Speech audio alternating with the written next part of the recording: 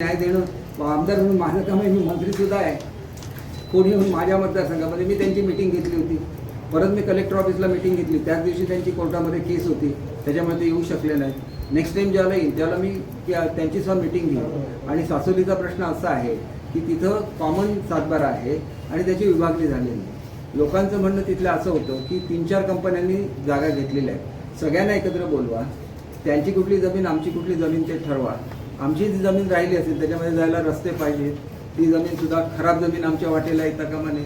त्यांच्या मागण्या जेन्युइन आहे. मी त्यांच्याबरोबर आहे. 100% त्यांना न्याय मिळेल. आणि मी बाबूराव धुरींचं सुद्धा स्टेटमेंट वाचलं. ते स्टेटमेंट योग्य आहे. स्थानिक लोकांनी हे करावं. मी कधीच जात नाही हे करायला. स्थानिक कोण आहे त्या लोकांनी करावं ना ते काम आणि लोकांना न्याय मिळवून द्यावा.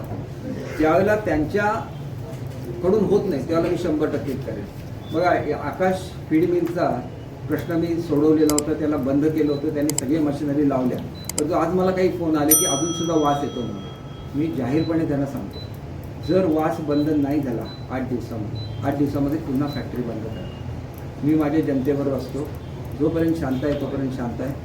ज्या वेळेला ॲक्शन घ्यायचं ठरवतो त्यावेळेला मी पूर्णपणे ॲक्शन घेतो. त्यांनी ताबडतोब त्याच्यामध्ये बघावं. वास 8 ते 10 दिवसामध्ये पूर्णपणे बंद झाला पाहिजे, नाहीतर मला पुन्हा फॅक्टरी बंद करावी लागेल. आणि ही फॅक्टरीसुद्धा मी सुरू करायला परवानगी दिली, कारण तिथं 200 मुलं काम करतात. आमची माझ्या मतदारसंघातली 200 मुलं तिथं काम करतात, म्हणून मी ती सुरू करण्याची परवानगी दिली. थँक्यू.